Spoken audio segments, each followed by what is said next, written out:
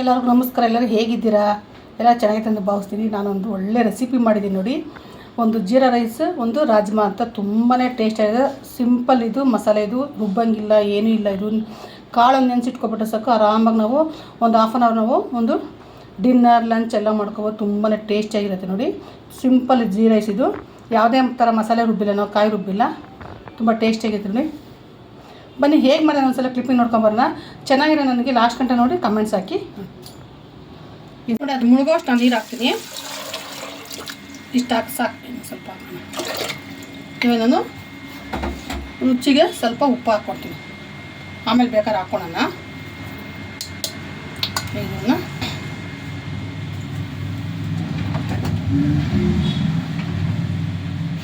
ಇದು ಚೆನ್ನಾಗಿ ಸಾಫ್ಟ್ ಆಗಬೇಕು. ಸಾಫ್ಟ್ ಅಂದರೆ ಜಾಸ್ತಿ ಇರಬಾರ್ದು, ಸ್ವಲ್ಪ ಮೀಡಿಯಮ್ ಆಗಿದ್ದು. ಒಂದು 4 ವಿಸಿಲ್ ಮಾಡ್ಕೊಳ್ಳೋಣ.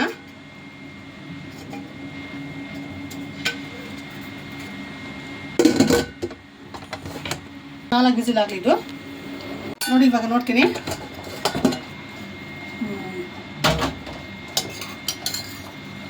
ನೋಡಿ ಇಷ್ಟು ಬೆಂದಿದೆ ಸಾಕು. ನೋಡಿದ್ರೆ ಇದಾಗಿದೆ. ಅದೇ ಕುಕ್ಕರ್ ಇಟ್ಕೊಂಡಿದ್ದೀನಿ. ನಾನು ಮಸಾಲೆ ಹಾಕುವಾಗಲೇ ಹೇಳ್ತೀನಿ ಏನೇನು ಹಾಕ್ತೀನಿ ಅಂತ. ಎಣ್ಣೆ ಹಾಕ್ತೀನಿ. ಒಂದು 4 ಸ್ಪೂನಷ್ಟು ಎಣ್ಣೆ ಹಾಕ್ತೀನಿ.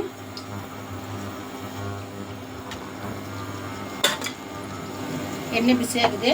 ನಾನು ಶುಂಠಿ ಬೆಳ್ಳುಳ್ಳಿ ಪೇಸ್ಟ್ ಹಾಕ್ತಾಯಿಲ್ಲ. ಇದಕ್ಕೆ ಕುಟ್ಟಿ ಹಾಕಿದ್ರೆ ತುಂಬ ಟೇಸ್ಟ್ ಇರುತ್ತೆ. ಅದಕ್ಕೆ ಕುಟ್ಟಿರೋ ಅಂತ ನಾನು ಶುಂಠಿ, 1 ಇಂಚ್ ಶುಂಠಿ, 4 ಬೆಳ್ಳುಳ್ಳಿ, 2 ಈರುಳ್ಳಿ ಇದನ್ನು ಪೇಸ್ಟ್ ಮಾಡಿ ಇಟ್ಕೊಂಡಿದ್ದೀನಿ. ಈರುಳ್ಳಿ ಪೇಸ್ಟ್ ಹಾಕ್ತೀನಿ. ಕಲರ್ ಚೇಂಜ್ ಆಗುತ್ತೆ. ಇಷ್ಟು ಕಲರ್ ಚೇಂಜ್ ಆಗಿದೆ ಸಾಕು. ಈ ಥರ ಬ್ರೌನ್ ಆಗಬೇಕು, ಆವಾಗ ಇದು ಟೇಸ್ಟ್ ಬರುತ್ತೆ. ನಾನು ಒಂದು 3 ಟೊಮೆಟೊ ಪೇಸ್ಟ್ ಮಾಡಿ ಇಟ್ಕೊಂಡಿದ್ದೀನಿ. ಇದು ಅಷ್ಟೇ ಚೆನ್ನಾಗಿದೆ. ಎಣ್ಣೆ ಬಿಟ್ಟಿದೆ. ಇವಾಗ ನಾವು ಇದಕ್ಕೆ ಮಸಾಲೆಗಳು ಹಾಕ್ತೀವಿ. ಏನೇನು ಮಸಾಲೆ ಹಾಕ್ತೀವಿ ಅಂತ ಒಂದು ಚಿಕ್ಕ ಸ್ಪೂನ್ ಅಷ್ಟು ಅರಿಶಿನ ಪುಡಿ ನೋಡಿ, ಒಂದು ಚಿಕ್ಕ ಸ್ಪೂನಷ್ಟು ಮೆಣಸಿನ ಪುಡಿ, ಅದೇ ಸ್ಪೂನಲ್ಲಿ ಧನಿಯಾ ಪೌಡರ್. ಇದ್ರ ಜೊತೆ ನಾನು ರಾಜ್ಮಾ ಮಸಾಲೆ ಹಾಕ್ತೀನಿ. ರಾಜ್ಮಾ ಮಸಾಲೆ ಒಂದೇ ಹಾಕೋದು ಚೆನ್ನಾಗಿಲ್ಲ, ಅದಕ್ಕೆ ಎಲ್ಲ ಮಸಾಲೆ ಹಾಕೋದು. ಇದೊಂದು 3 ಸ್ಪೂನ್ ಹಾಕ್ತೀನಿ. ಇಷ್ಟೇ ಮಸಾಲ. ಇಷ್ಟಿಷ್ಟು ಅಂತ ರಾಜ್ಮಾ ಹಾಕ್ತೀನಿ.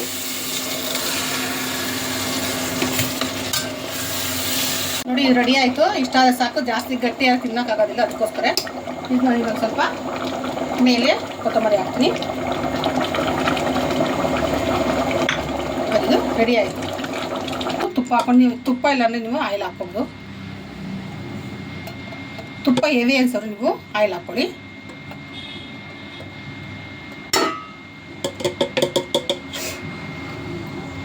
ಸ್ವಲ್ಪ ಬಿಸಿ ಆಗಲಿ.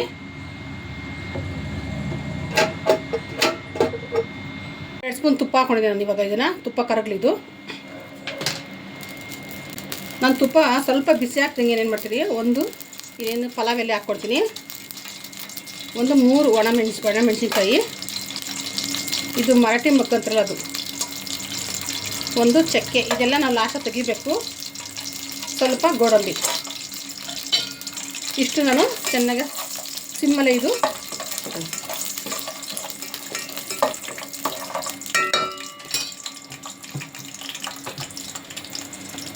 ಅಷ್ಟು ಬ್ರೌನ್ ಆದ ಸಾಕು. ಜಾಸ್ತಿ ಬ್ರೌನ್ ಆದ ಚೆನ್ನಾಗಿರಲ್ಲ ನೋಡಿ.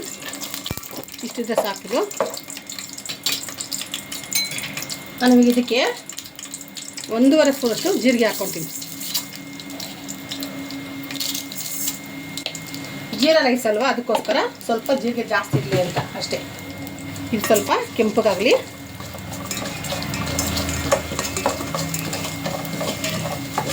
ನಾವು ರಾಜ್ಮಾ ಜೊತೆ ಗೀ ರೈಸ್ ಕೂಡ ಮಾಡ್ಕೊಂಡು ತಿನ್ಬೋದು. ಗೀ ರೈಸ್ ಮಾಡೋದು ಜೀರಾ ರೈಸ್ ತಿಂದರೆ ಟೇಸ್ಟ್ ಇರುತ್ತೆ.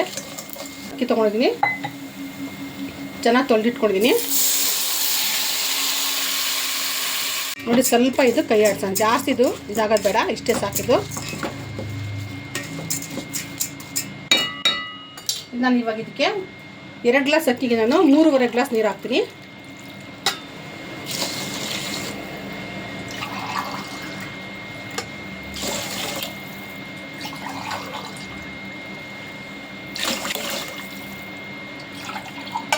ನೋಡಿ ಇಷ್ಟು ಹಾಕಿದ್ರೆ ಸಾಕು, ಜಾಸ್ತಿ ಬೇಡ ನೀರು.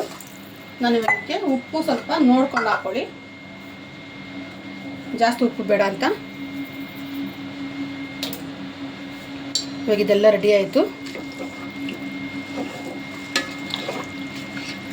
ಸ್ವಲ್ಪ ಇವಾಗ ಕೊತ್ತಂಬರಿ ಹಾಕ್ಕೊಂತೀವಿ ಸ್ವಲ್ಪ ಮೇಲೆ.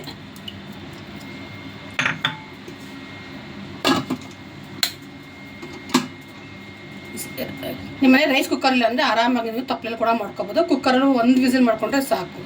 ಇವಾಗ ಸ್ವಲ್ಪ ರೆಡಿ ಆಗಲಿ. ರೈಸ್ ರೆಡಿ ಆಯಿತು. ನಾವು ಬೇಕಾದ್ರೆ ಎಲೆಲ್ಲ ತೆಗೆದು ಹಾಕ್ಬಿಡೋಣ. ನೋಡಿದಲ್ಲ ಜೀರಾ ರೈಸ್ ಹೇಗೆ ಮಾಡಿದೆ ಅಂತ. ಒಂದ್ಸಲ ನೀವು ಮಾಡಿ ತಿಂದು ನೋಡೋ ಟೇಸ್ಟ್ ಗೊತ್ತಾಗುತ್ತೆ. ನಮ್ಮ ಮನೇಲಿ ಜೀರಾ ರೈಸ್ ಮಾಡ್ತಾಯಿದ್ದೆ ದಾಲದ ಜೊತೆಗೆ. ನಾನು ರಾಜ್ಮಾ ಮಾಡಿದ್ದೆ ಫಸ್ಟು. ನನ್ನ ಮಗಳಿಗೆ ರಾಜ್ಮಾ ಅಂತ ಗೊತ್ತೇ ಇಲ್ಲ, ನಾವು ಮಾಡಲ್ಲ ಜಾಸ್ತಿ. ಅದು ಇದು ಟೇಸ್ಟ್ ಇರುತ್ತೆ ಅಂತ ಒಂದ್ಸಲ ಮಾಡಿದ್ದೀನಿ ನೋಡಿ. ಲಾಸ್ಟ್ವರೆಗೂ ನೋಡಿ ನೀವು, ಚೆನ್ನಾಗಿದೆ. ಓಕೆ ಬಾಯ್.